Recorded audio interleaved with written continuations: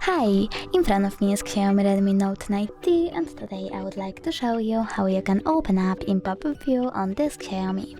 Firstly, select an app like Play Store, then click Home button and tap on the square one.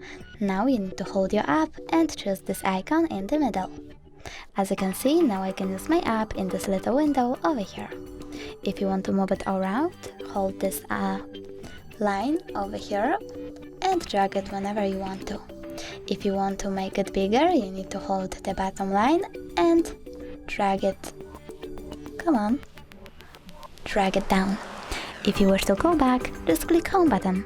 Thanks so much for watching. If you enjoyed this video, don't forget to leave a like, comment and subscribe. Bye!